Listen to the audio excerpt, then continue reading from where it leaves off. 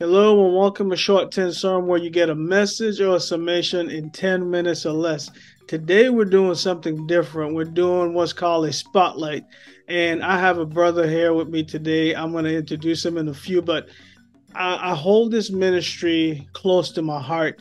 I can remember a season in my life where the Lord spoke to me directly about contributing to this ministry, and it has blessed the ministry. It has blessed me and my family.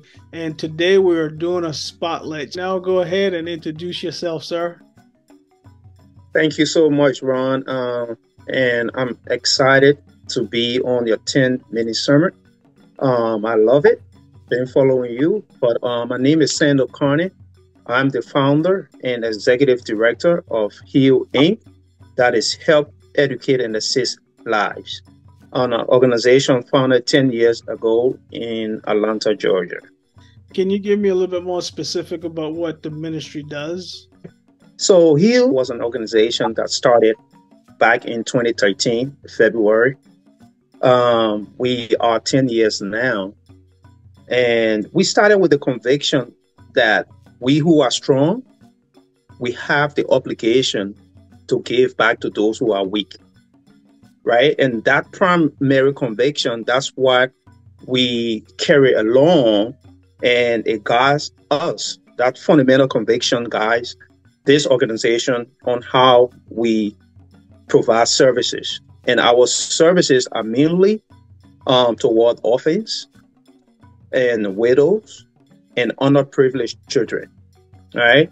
And our focus is in Liberia, West Africa, but also we actually provide services to the refugee community and other underprivileged group in Atlanta, Georgia, right? And we believe that the children are the foundation, the core foundation of our society, because if they are raised right, if they are provided with all the necessities for them to grow up, they will become, the future foundation, and it will be strong, right?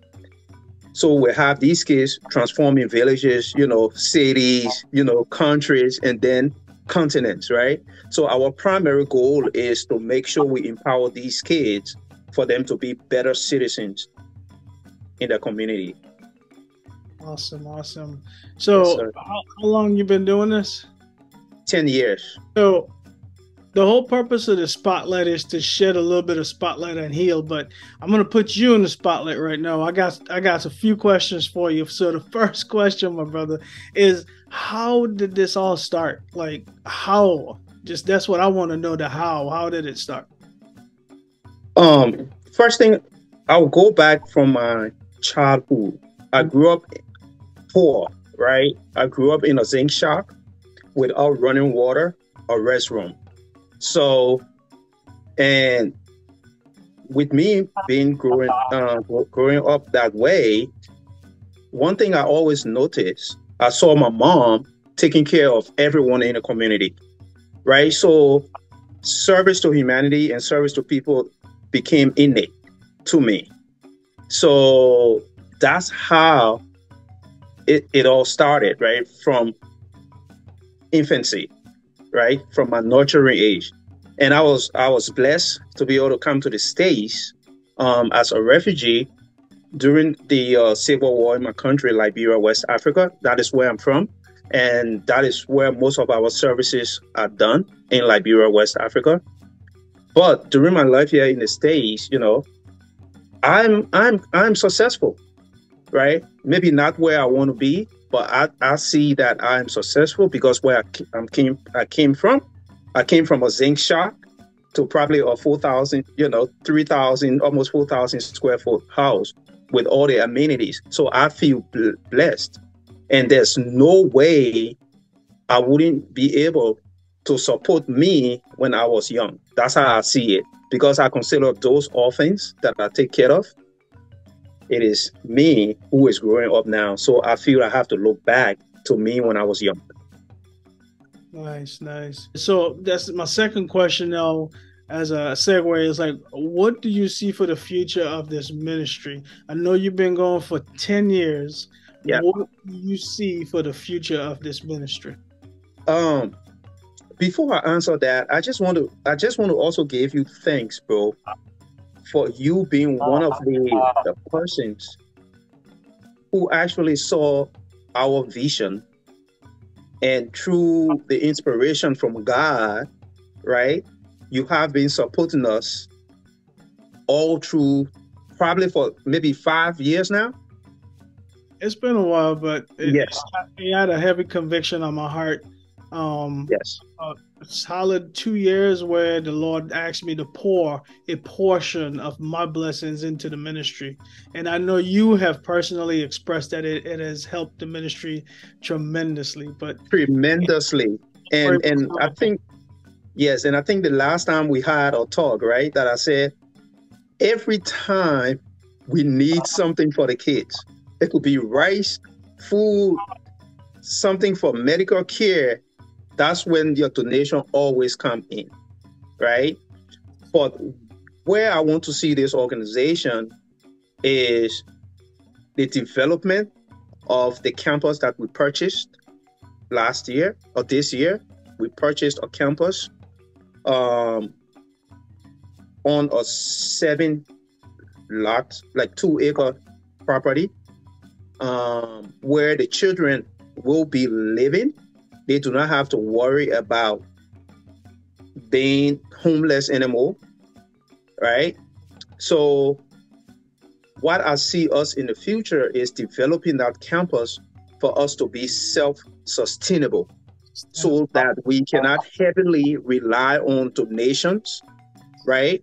But we can develop this campus in a way that it could be self-sufficient, providing food for the kids, and also developing it in a way that any development that we put on there, the proceeds and funds from the development will be able to sustain the campus, right? So that's the goal, that's where I want to see this organization in the near future. so with the purchase of the property, I know you told me, and that's why I asked that question, the future of the ministry. You talked about sustainability. Tell me about the livestock. Yeah, I know you had a plan for that. I don't know if you want to reveal that now or not. It's up to Yeah, you. definitely. Because you guess what? Someone could be on the air and say that, I heard your story, and I want to fund the building of the pig pen, right? So what we want to go into is we want to actually create different agricultural aspect of sustainability. We want to go into raising pigs. We also want to have a mini poultry. This way, the pigs can be sold on the market, and then it can also be used for food for the kids. And then we also want to raise chicken for the same purpose, right? And then also we want to create an urban or suburban garden. Let me put it that way, so that the kids can have vegetables and like pepper, okra, and other vegetables that they can actually raise for them to actually sustain themselves with food. But one of the major things that we actually want to do on that campus is developing an apartment complex, so that we can use that for short-term and long-term rental, and the proceeds from the rent will 100% be used to support the campus. And in supporting the campus, we have 30 children on the campus right now. And when we talk about support, we're talking about feeding, clothing, healthcare, and also education. So we are sending those 30 kids to school. We're providing food, we're providing shelter, and we're providing all the basic needs. You mentioned something about healthcare. I know you told me something about healthcare recently. Can you elaborate a little bit about the healthcare? Yeah, so one thing that he is proud of, we do not reinvent the wheel, right? We are an organization that's running lean. We have 2 persons in the US running the organization and 2 persons in Liberia running the organization. So I would say 98% of all funding that comes, that comes to the ministry goes directly to service. And because we do not have the expertise, right, as healthcare providers, we actually partner with an organization in Liberia that actually goes to the campus periodically to treat the children.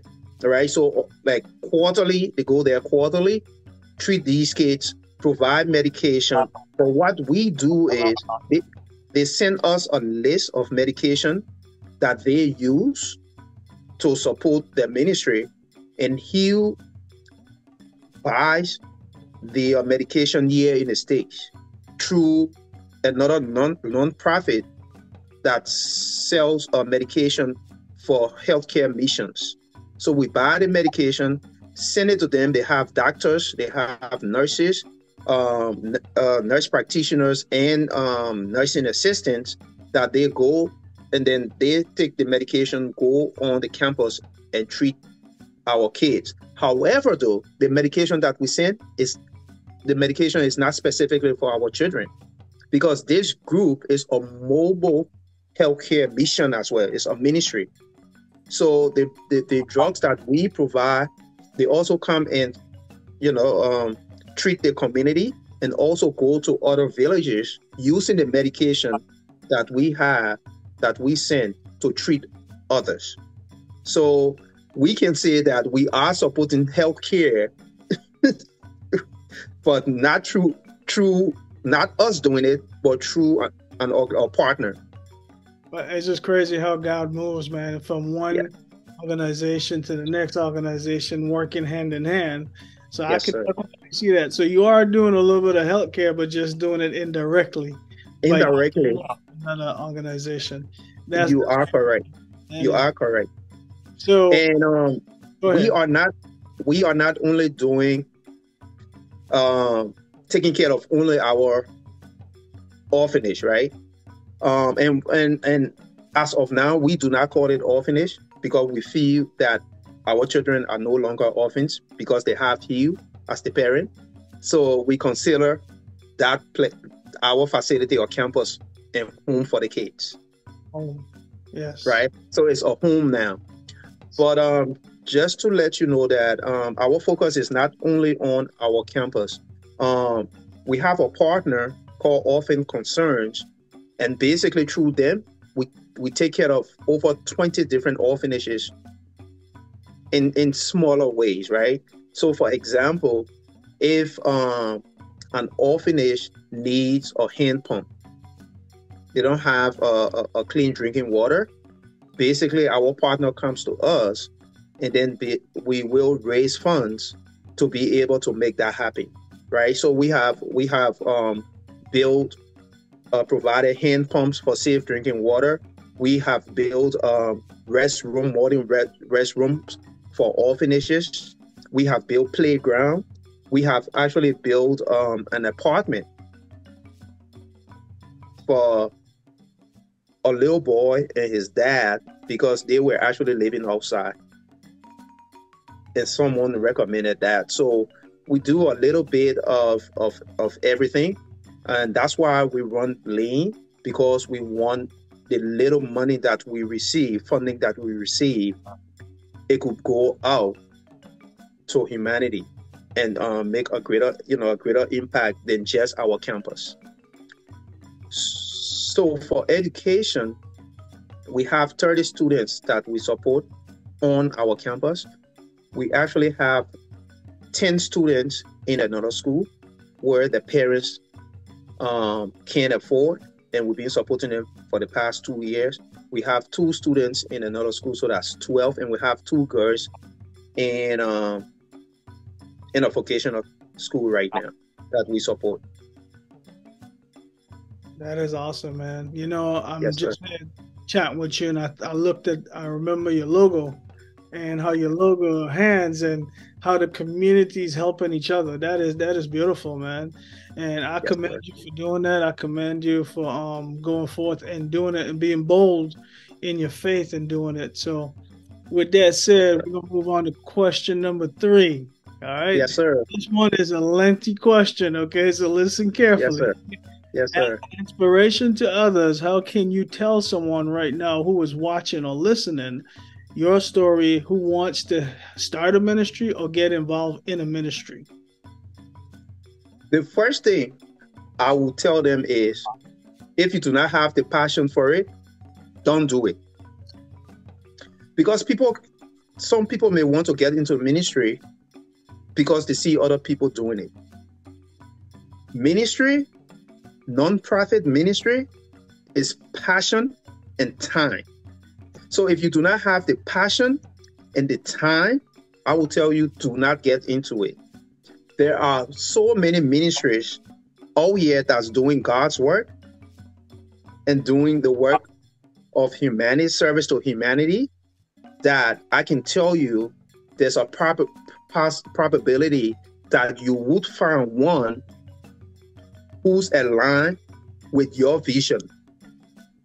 Like, for example, you, right? God spoke to you and you came to heal. Yes. So if you do not have the passion and the time, don't do it. Support an organization. But if you have the passion and time, the first thing I would tell you, though, is lay it at the feet of Christ. Amen. That's the first thing. And ask him to lead you. Because you have to understand your purpose first.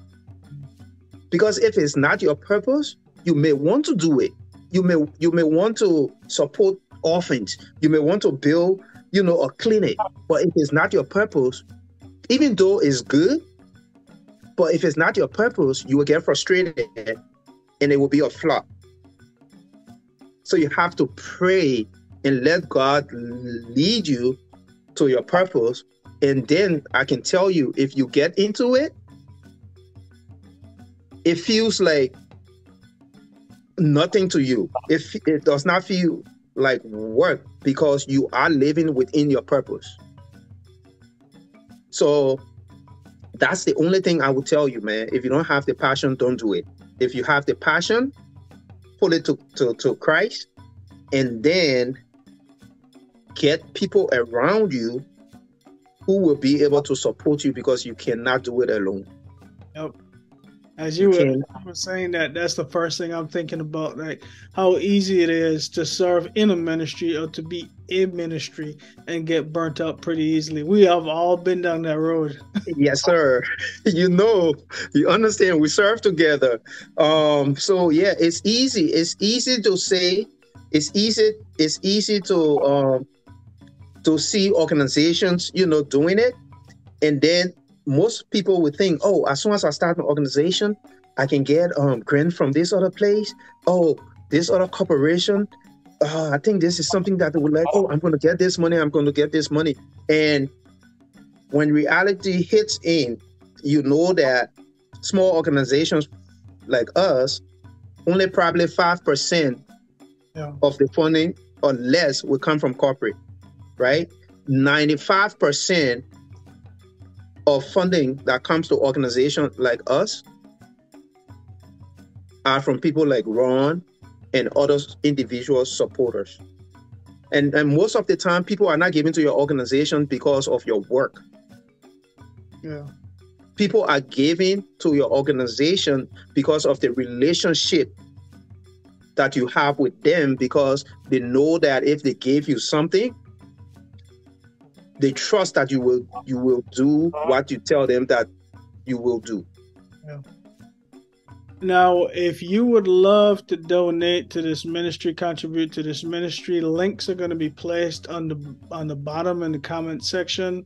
Look for the links, and I would let my brother also tell you where to get information on his organization verbally, and also we'll put some information up there So you can, if you feel, if the Lord has laid it upon your heart to donate to this ministry, to contribute to this ministry. And I'm also calling out my brothers and sisters in Liberia, the ones who are living in America, whomever is listening to this message.